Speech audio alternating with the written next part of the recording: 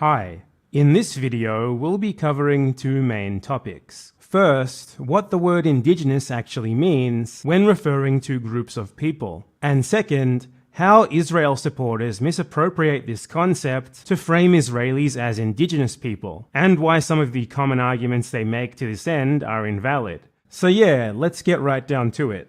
In recent times, pro-Israel propaganda has been trying to integrate more and more popular social causes. For example, with the rapid acceptance of LGBT rights and the rising popularity of veganism throughout much of the First World during the last 2 decades, its defenders, lobbyists, and government have suddenly started to try and portray Israel as a bastion of gay rights, despite gay marriage being illegal there, and also as some sort of vegan paradise. Such campaigns further a relatively new Israeli propaganda line that Israel is a paradise of social progress, with the aim to distract from the fact that the country was founded via a mass ethnic cleansing of Palestinians just 70 years ago, and that it still today exercises mass violence and oppression against those same Palestinians every second of every day.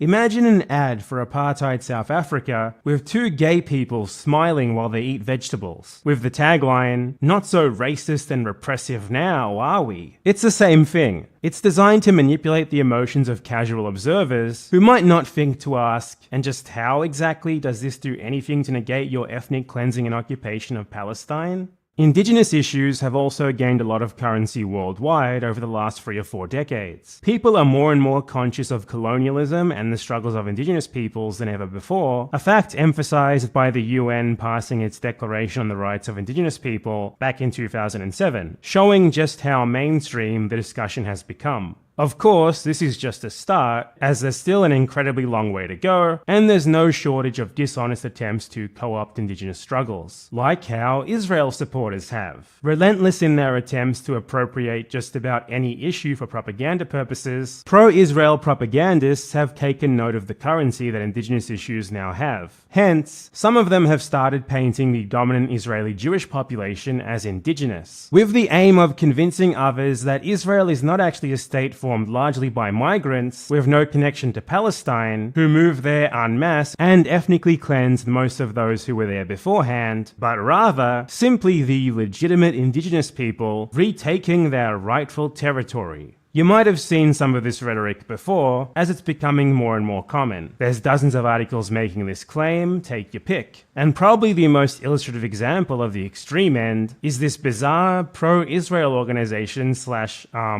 clothing brand called Decolonized Judean. This organization tries very explicitly to take advantage of sympathy for indigenous people among social progressives by appropriating the terminology of indigenous liberation. They frame most Israelis not as relatively recent arrivals, but actually as ancient people from the kingdom of Judea from thousands of years ago, who have simply returned to decolonize Judea. Thanks to this magic, Israel is not a colonial project, but actually the complete opposite. So if a Jewish guy from New York who's never been to the Middle East moves to Israel straight into a Palestinian house gifted to him by the Israeli state after its owners were expelled by one of the world's most powerful militaries, he's not actually stealing someone else's house and invading other people's land. Rather, he's an oppressed indigenous man decolonizing. You are stealing my house.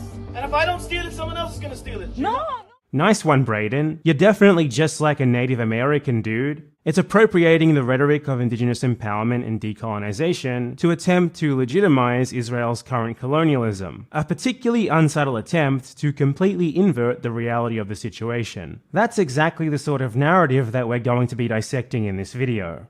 The most immediate problem for this sudden trend among Israel supporters is that, back in the day, colonialism wasn't a dirty word like it tends to be today. Europeans in particular were very enthusiastic about it and openly espoused it as a good thing, rightfully undertaken by the strong for their own benefit. The concept of indigenous people was uncommon, and in the limited circumstances where it was used, it didn't imply anything about a right to the land. Rather, it carried a negative connotation and was used to denote people who were considered to be of a lower class. class, like in France's colonies in Africa, for example. So when Zionism, a political movement to move as many people considered to be Jewish as possible to Palestine and create an ethnic supremacist state there, started gaining steam in the late 19th century, its mostly European adherents didn't mince words. Greatly inspired by the practices and thought of other Europeans of the day, they were a lot more open about the nature of what they were doing than today's Zionists tend to be. They stated often that what they were doing was colonialism, thus making it clear that they were the colonizers, certainly not the colonized and certainly not indigenous. Theodor Herzl was the founder of the Zionist colonial movement and its first elected president. He's so significant in the history of Zionism that he's often called the father of Zionism, and he is considered to be by far the most representative individual of the Zionist movement. His birthday is an Israeli national holiday, and Mount Herzl is the name of the country's most important cemetery where its national heroes are buried, including Herzl himself. In his 1896 pamphlet, The Jewish State, he outlined his plan for the colonization of Palestine. It would be carried out in the by then long-established English manner, through the formation of a chartered company incorporated in Britain, which would have under its purview what he called colonial tasks. The movement immediately began putting these plans into practice, and the names of some of the organizations that they founded made their nature very clear. For example, the Jewish Colonial Trust, the Jewish Colonization Association, and the Colonization Commission. When it came time to seek out support for this endeavor, the Zionists, of course, didn't try to build networks of solidarity with Native Americans, or colonized Africans, or other indigenous peoples. Rather, they went straight to the colonial powers themselves and said, "Hey, we want to do colonialism, just like you've done to those people. Want to help?"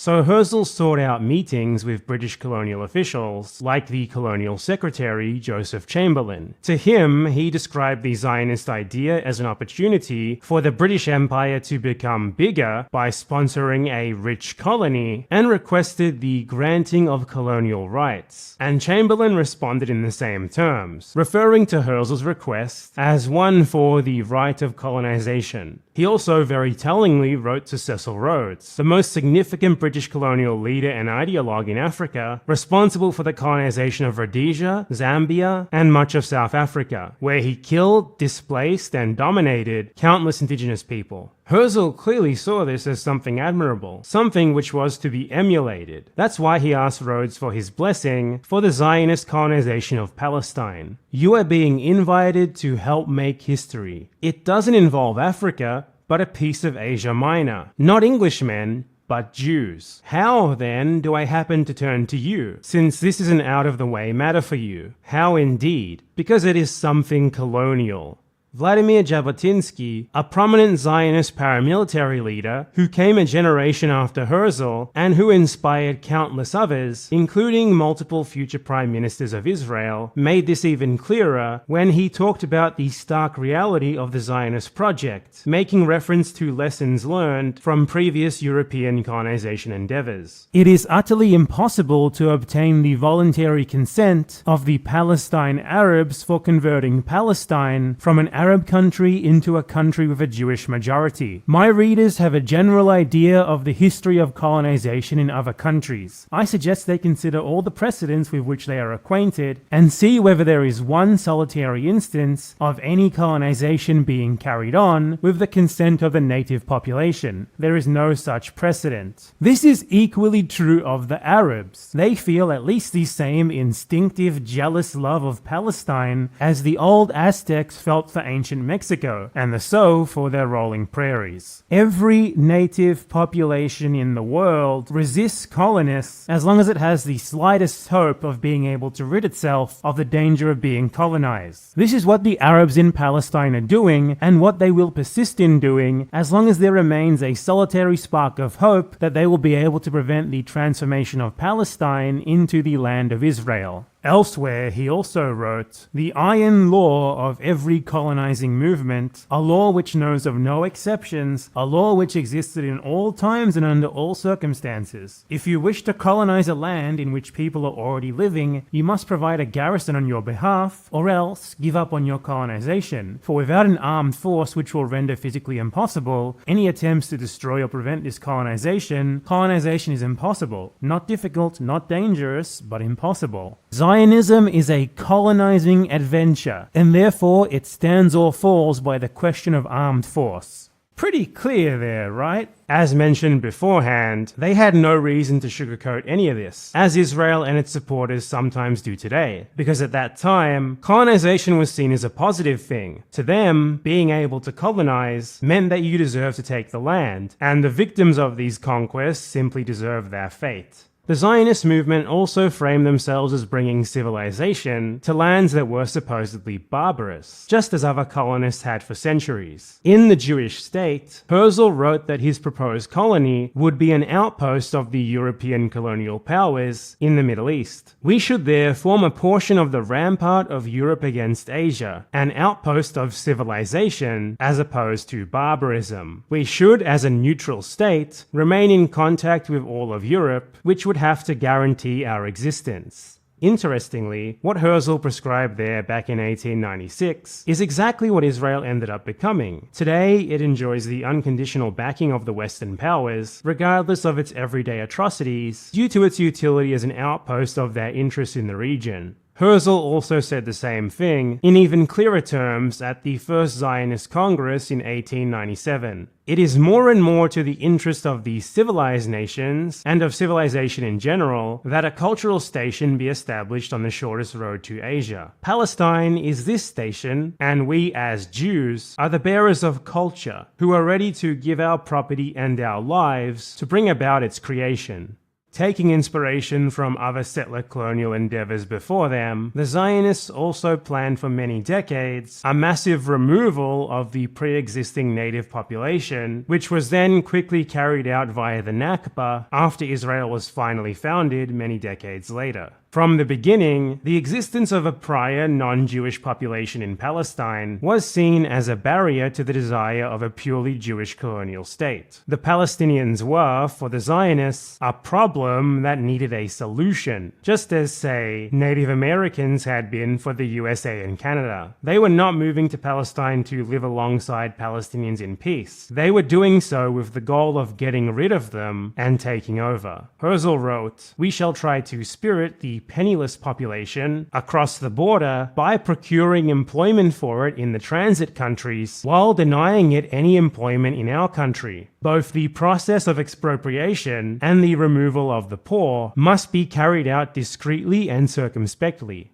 Zionists were always open about the fact that their quest to found the state that eventually became Israel was a colonial endeavor. They not only called it exactly that constantly, but they identified with the other colonialists of their day and used all of the same language and arguments as they did. Only now that colonialism has come to be reassessed as something more negative, while indigenous issues have simultaneously gained more currency, have Israel supporters started framing Israel instead as some sort of endeavor for indigenous rights. And even beyond just the clear opportunism of this argument, it's fundamentally invalid regardless, because it's based on a misunderstanding of what indigenous actually means in regards to colonialism. There are multiple meanings of the word indigenous, and the main problem at play here is that they're often erroneously conflated with one another all at once. There's the commonly understood definition of the term, which just means originating from a place, which can be used for plants, wildlife, or even people. I could say, for example, that modern humans are commonly believed to be indigenous to Africa, because that's where I think we most likely originated from. We could also say that, like, Frankish people were indigenous to France, because that's where the culture originated. But this isn't actually what indigenous means most of the time when referring to people. We tend to use it in a very particular way, but most of us don't really think about why, hence how this confusion can happen. Native North Americans, for example, are called indigenous people. Aboriginal Australians too. Quechua, Aymara, and the countless other indigenous groups of the Americas are referred to as such as well. But we don't call, say, French people of 100% pure Frankish ancestry indigenous, nor do we call 100% pure Anglo-Saxon Englishmen indigenous, even though under the most basic definition of originating from a place, they probably qualify. The reason for this is that the term indigenous people doesn't refer to simply groups of people who originate from a particular place. It is, rather, a status imposed upon groups of people through colonialism. Indigenous peoples are those whose societies have been upended as a result of colonialism, and especially settler colonialism, and whose existence as distinct groups of people with competing claims to the land is seen as an impediment to the new societies built at the expense of theirs. This is very clear both in just how we actually practically apply the term, as I just went over, and in its most prominent definitions, such as the working definition of indigenous commonly used by the UN. Indigenous communities, peoples, and nations are those which, having a historical continuity with pre-invasion and pre-colonial societies that developed on their territories, consider themselves distinct from other sectors of the societies now prevailing on those territories or parts of them. They form at present non-dominant sectors of society and are determined to preserve, develop, and transmit to future generations their ancestral territories and their ethnic identity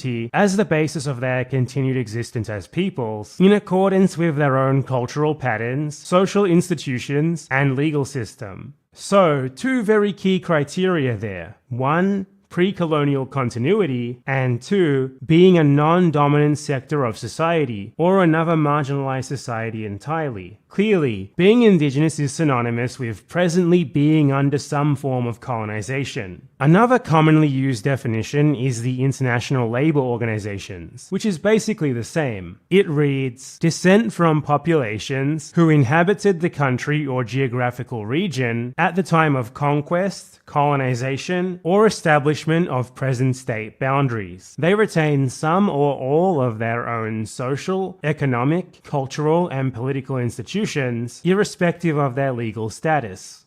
If this is confusing, let me provide a hypothetical scenario to make it clearer.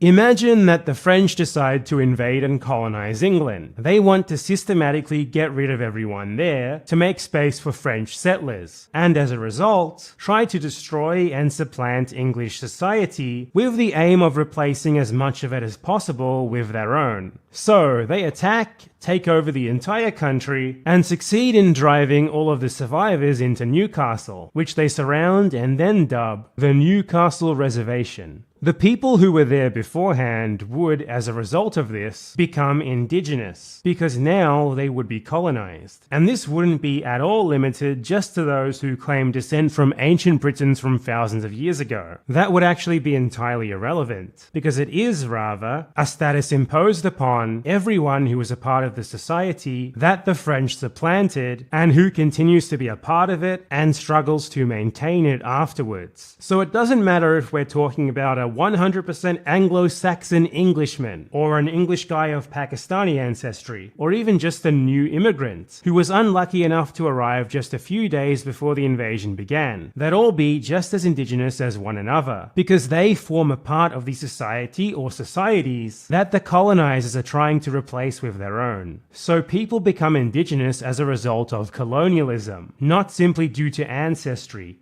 real or imagined. It's a consequence of actions being taken against them and systems being set up to attack, marginalize, and attempt to destroy their society and benefit a new dominant replacement established by foreigners. Again, think about all the groups of people who are commonly called indigenous today, and you'll quickly see that this is indeed how the term is mostly used. Indigeneity is not some kind of mystical or innate trait. It is a position in relation to colonialism, similar to how a term like working class describes a position in relation to the economy. And just like how working class is a changeable or even abolishable status rather than something innate, it is in fact possible possible for an indigenous group to cease to be indigenous if the colonial relation that imposed the status upon them is dismantled. A good example of this actually happening is Algeria, which used to be a direct French-ruled colony where French settlers lorded over the indigenous population. Once French-Algerian society was overthrown and the country was taken over by its indigenous people, they ceased to be indigenous, and today they're no longer referred to as such, except in retrospect. Now, think about Palestine. Between Palestinians and Israelis, who is it who is colonized? Who is it who still lives under colonialism today? Is it the Israelis who formed their state from people who'd moved there over the course of many decades as part of a process that they openly called colonization, who ethnically cleansed as many of the people who were there beforehand as they could, and who still colonize more and more of Palestine every single day, moving people literally called settlers into Palestinian land and homes? Or is it the Palestinians who have done, and still do, all of this too? It's very clearly the Palestinians, and any other conclusion requires a complete bastardization of what indigenous actually means. The claim is very transparently just a cynical reaction by supporters of Israel. Israelis claim to be indigenous only in response to Palestinians applying that term to themselves and raising awareness of the fact that they are victims of colonialism. It's an attempt to delegitimize the colonial framing of the Palestinian struggle because Israel and its supporters fear the immense explanatory power that it holds for the nature of the Israeli state. The basis of this trick lies in the fact that most people just haven't really thought about what indigenous actually means before. So Israel supporters claim that Israelis are indigenous based on the simplest dictionary definition of the term, arguing that they had a special right to move en masse and invade Palestine, try to destroy Palestinian society, and build a Jewish ethnic supremacist state at its expense because of a claimed lineage from ancient Judeans who lived in the region.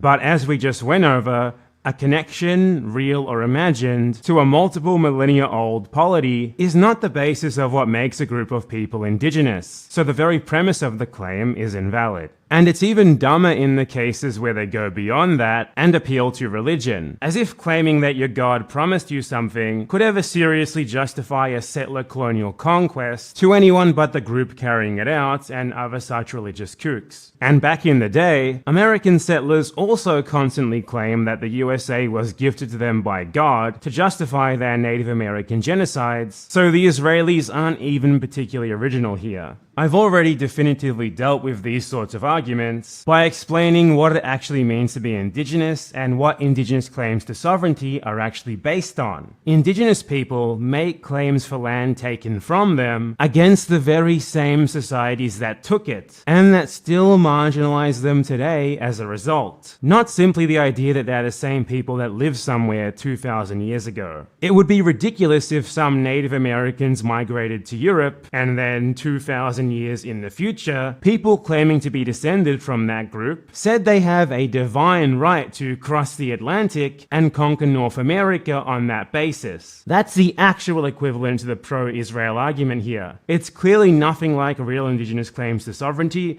and it's clearly just totally ridiculous. A sort of argument and standard that no one would ever seriously entertain in any other circumstance. These sorts of arguments are dangerous to entertain on their own ground, since doing so might imply that there can never be some sort of ephemeral, never-ending, genetic claim to land, going back thousands of years, that can somehow legitimize people moving from anywhere in the world to carry out an ethnic conquest there. I'm gonna entertain them anyway though, just to be thorough, because they're so incredibly weak that even when confronted on their own flawed ground, they just don't hold up. First, let's ask whether this sort of argument is ever applied to any other similar situation. That's generally a pretty good indicator of whether such justifications are being thrown out honestly or not. Is this a standard that is consistently applied to other cases, or even applied at all? The answer to both of those questions is a resounding no. Such justifications are really treated as little more than jokes among anyone aside from those who espouse them, such as with the Greek nationalists who unironically want to invade Turkey and re-establish the Byzantine Empire. And in that case, we're even talking about around 600 years, not multiple thousands. There are more people who laugh at memes about these sort of justifications than there are actual real-life believers in them. That's the sort of company that the Israeli "it was ours 3,000 years ago" argument is in. Idiotic ethno-nationalists taken seriously by no one but themselves. It's not any less ridiculous than when Mussolini claimed to be continuing the Roman Empire. There is no one who honestly believes that thinking you're related to people who lived somewhere thousands of years ago gives you the right to move there,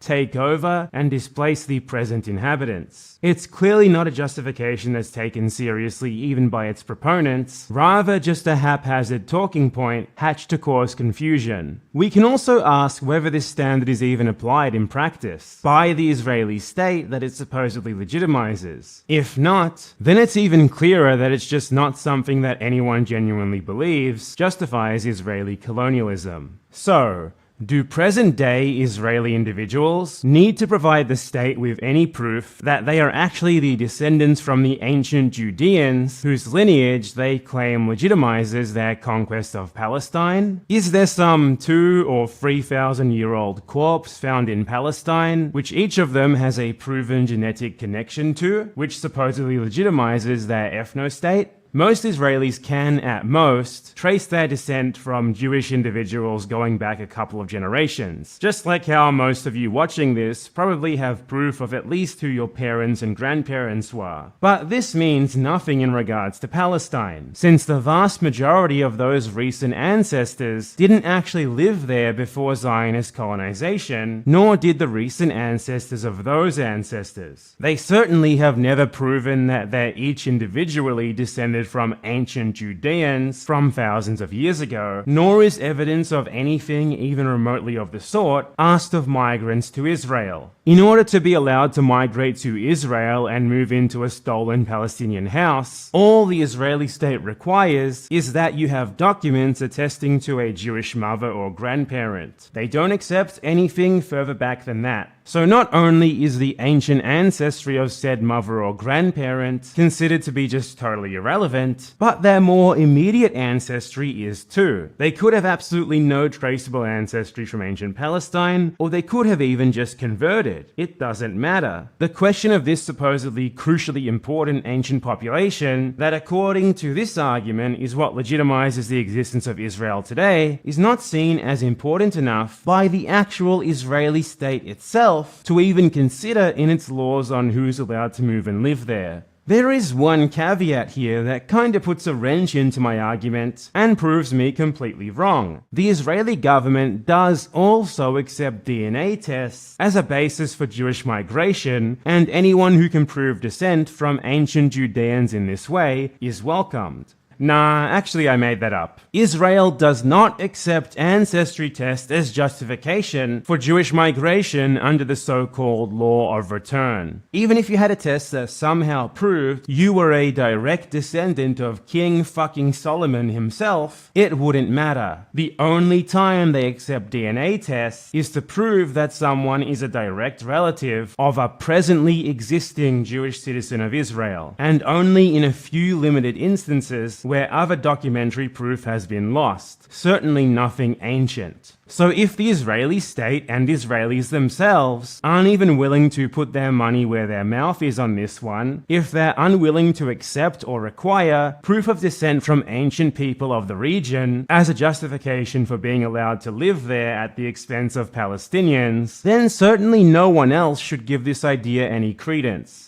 Third, if we for some reason do decide to take a look at genetic studies, this justification also falls over flat very quickly anyway. Before doing this, however, I want to emphasize again that this has absolutely nothing to do with whether people are indigenous or not by itself, and nothing to do with actual indigenous claims to sovereignty. No one is indigenous on the basis that they are related to people who lived somewhere 2,000 or 3,000 years ago. I'm solely mentioning this just because it's kind of funny how many different ways there are to dismantle these idiotic arguments. That they don't even hold up when approached with their own logic is a testament to just how bad they are. Multiple genetic studies have shown that many Jews and Palestinians share ancestry from the same Middle Eastern populations. So even this lineage-based claim couldn't possibly justify colonialism and ethnic cleansing because the ethnically cleansed Palestinian population shares the same ancestry. For example, this study found significant overlap in haplotypes between Palestinians and Israeli Jews. Jews of European origin were found to share ancestry with Palestinians, though were closer overall to Northern European populations. Jews of Middle Eastern origin were exactly the inverse, closer to Palestinians and more distant from Europeans, pretty much exactly as you'd expect. The authors concluded that their findings support the historical record, which points towards a common origin shared by most present-day Jews and Palestinians. According to historical records, part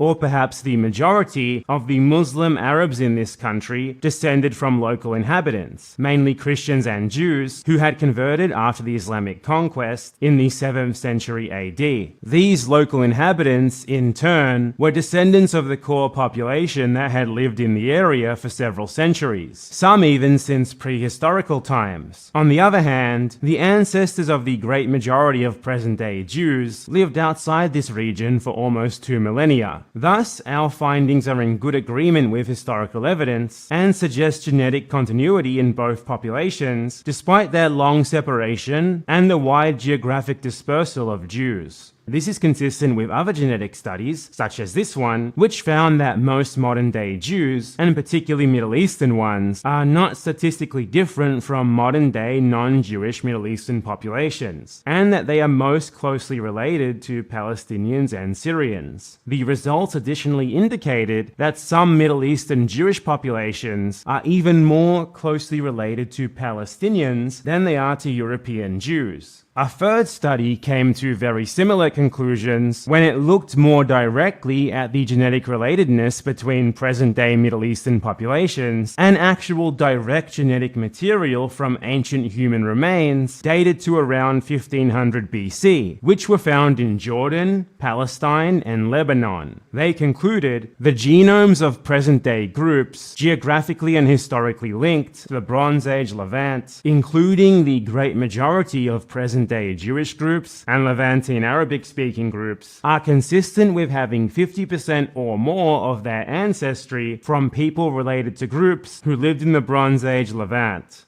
So even if we decide to entertain the ridiculous notion that lineage from people from thousands of years ago, real or imagined, could ever justify a present-day conquest and ethnic cleansing, the same exact justification would also apply to the Palestinians, the very population whose oppression it supposedly legitimizes. The people claiming that ancient ancestry makes that colonialism okay are victimizing people with that same ancient ancestry. This is clearly just incoherent drivel. No one rational actually believes it. Let's further examine for a second just how consistent these supposed indigenous rights advocates are. Are the people who try to claim that Israel is an indigenous land back initiative even actually in favor of such ideas in general? Do they apply their purported principles consistently and advocate for the idea that the USA, Australia, Canada, etc. should immediately be militarily destroyed and taken over by their indigenous peoples? Or do they mysteriously only seem to bring this up as a post hoc justification for the Israeli conquest of Palestine? Obviously, it's the latter, because they don't genuinely believe this. They believe the exact opposite, in fact. There's an absolutely overwhelming correlation between being pro-Israel and also pro those countries and everything they stand for, and especially their unconditional support of Israel. There would be no Israel without the Western settler colonial states propping it up, so clearly its defenders would never support them being returned to their indigenous people. In fact, they'd very much side against it. Just more evidence of how disingenuous their arguments are. One more point that I want to cover here before finishing up is another argument that's often paired alongside this one, the claim that historical anti-Semitism, and in particular the Holocaust, also somehow legitimizes the Zionist colonization of Palestine. This is another fundamentally nonsensical argument, given that Palestinians had nothing to do with any of that. It makes about as much sense as it would to say that Aboriginal Australians have the right to invade Peru in retaliation for what Britain and Australia have done to them. A Jewish state somewhere in Europe, probably Germany, might have been justified as reparations for the Holocaust. But Zionists were already openly calling for and carrying out the colonization of Palestine and planning the expulsion of its non-Jewish population a whole lot earlier. They even found some of their strongest early allies in European anti-Semites who saw Jewish migration to Palestine as a way to get rid of their own Jewish populations. So use of the Holocaust as a justification for Zionist colonialism is clearly opportunistic, because this colonialism long predated it. That many people who had only recently endured the horrors of the Holocaust moved to Israel and became oppressors themselves so soon afterwards is tragic, but certainly does nothing to justify or absolve them of responsibility for joining up with the Zionist movement and helping to carry out its long-planned usurpation of Palestine and removal of the Palestinians that resulted in the foundation of today's ethnic supremacist, settler colonial state of Israel. In this case, we can again ask the question of whether this same justification is ever put forth, let alone accepted as valid, anywhere else. Is there another case where oppression is commonly used as a justification for the oppressed group moving elsewhere and oppressing the prior, totally unrelated inhabitants themselves? The answer is, of course, a resounding no. Refugees are people who move to places to live alongside those who are already there, not to get rid of them and form a new society on the ashes of theirs. There is an interesting earlier analog to the Israeli case, the colonization of Liberia.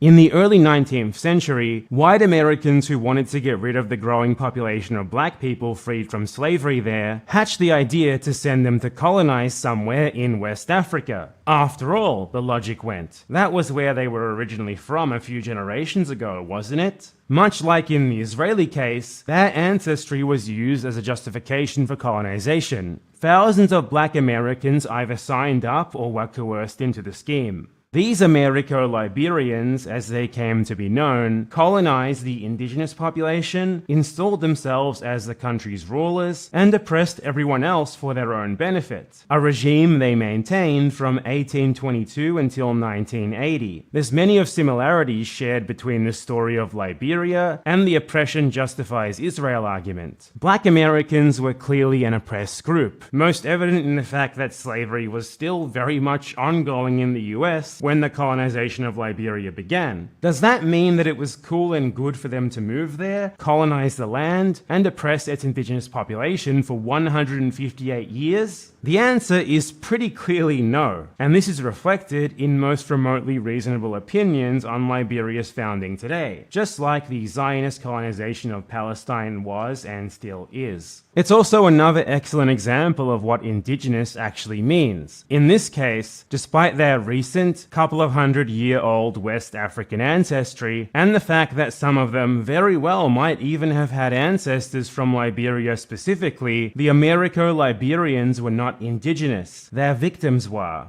One more small thing I want to mention really quick, because I've seen people actually make this argument before, and I couldn't find a better place in the video to cover it, is the fact that a community of around 10,000 Palestinian Jews lived in Palestine before Zionist colonization began. This is uncontroversially true, and also just irrelevant, because the presence of an ethnic or religious minority somewhere doesn't mean that every single other person in the world of that religion or ethnicity has the right to move there and carry out a settler colonial conquest and ethnic cleansing. That kind of goes without saying, right? It's also especially ridiculous for Israel supporters to mention because these pre-Zionist Palestinian Jews were actually some of the most ardent opponents of Zionism in the early days, as they were very religious and saw it as a blasphemy that was exploiting Judaism for political purposes. Okay, so let's recap what we've gone over here. All of these attempts to justify Zionist colonialism are esoteric nonsense. They don't hold up, even when their invalid premises are entertained. They rely on haphazard arguments that are little more than appeals to ancient ancestry and religion, which are not seriously accepted in other analogous situations, nor even in practice by the state whose existence and actions they supposedly serve to justify. These arguments are also completely invalid invalid in the first place, because they rely on an intentionally misleading obfuscation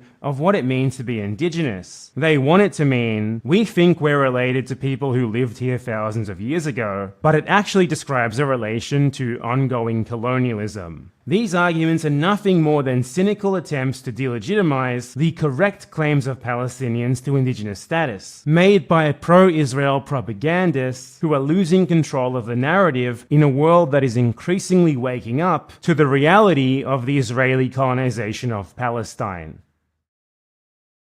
Thank you to all of my patrons and supporters, and especially my $25 plus ones: Jel Cribson, Shub, A Big Mean Cat, Mischief and Fins, Brosnan, Evan Carroll, William Tomlinson, Arthur Simak Jones, Jake Chowdhuin, Bantam, Robocomi, Exos, and my $10 plus patrons and supporters: Uminya Kresneti, Cab the Bird Ranger, Deep Sea J, JG, Michael Strauss, Ace Millard, Zanguseng, Melissa Gomez, Can't Care Less, XXXX, Average is Awesome, Justin Bailey 77, George Rosenbaum, Ugopnik, Adam Heitzman, Nabiru, Manuel Orantia, B, and Johnny Rocket. Thanks for watching, see you all next time.